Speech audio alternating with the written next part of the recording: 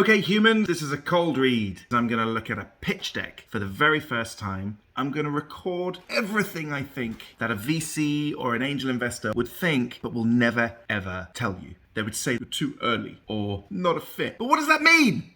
The reason cold reads are so helpful, and I've been doing them for years and years and years and years, most people get introduced to new companies through a pitch deck. And you either never hear again, or you get too early, or not a fit. Hopefully this is helpful. It's often brutal, but that's the point. Most people just don't want to tell you. So, in the words of my 3.5-year-old toddler, let's get started. Decibels. Hear the world in full color. Okay, decibels.so, that's interesting. Okay, the problem. That's a big problem, 400 million people globally. Does that mean 70% of people can afford it? 17% have access to it? Interesting. So it's not... Why? So hearing aids suck. Do they?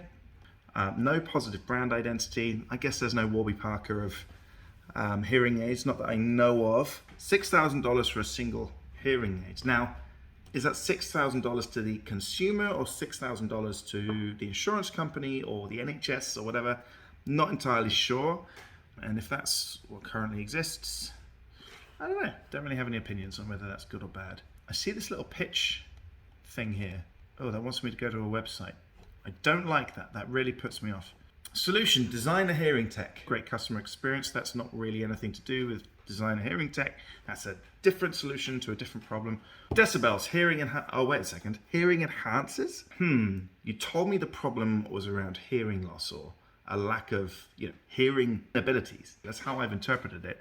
But now we're gently turning the product not to solving that problem, but actually just making enhanced sound. My brain has gone, a mobile app? Well, I'm willing to bet most people who actually have some kind of hearing loss are going to be a lot older. Therefore, the use of smartphones is going to be less. They're probably going to have some kind of visual impairment too. So finding these small little things are going to be a problem. Is this a gaming headset? A lot of the times, it's about the shape of your ear, is from my understanding, not just how the inner ear works. This doesn't necessarily solve the problem 17% of those 400 million have. Or actually, should I say 83% of those 400 million who do not receive hearing aid care. Does a mobile app with some swanky headphones fix that?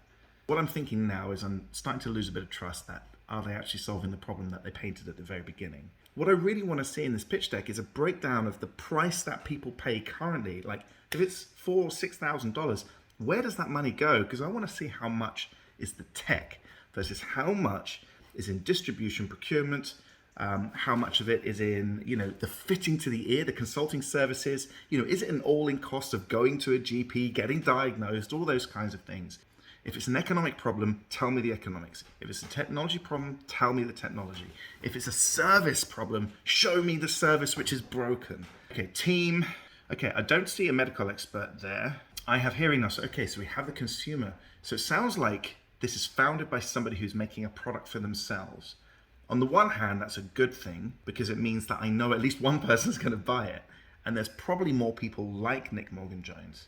But on the flip side, it compounds my suspicion that he's not really addressing the real problem. He's addressing his image problem, not his hearing problem. Lifestyle focused, hearing enhancing. This competitive slide essentially tells me that it's not a hearing aids product. It is a lifestyle product that helps you have better and more enhanced hearing. It doesn't imply it's solving the problem that the 83% of the 400 million actually have, which could be an economic problem, a technology problem, or a service problem.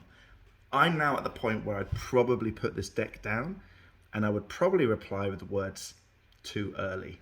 Because it's a polished pitch deck, I will probably see it through to the end. Market size, what? 3.5 billion.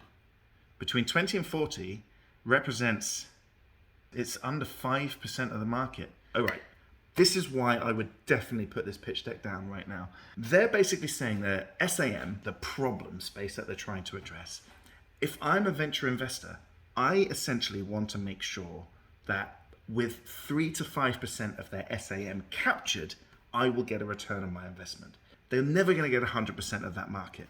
At best, they'll get 3 to 5% of that market, which basically means that the opportunity isn't big enough for a venture style investor. So I would have to say no. Sorry, putting this deck down here, I'm not going to carry on. That's my cold read.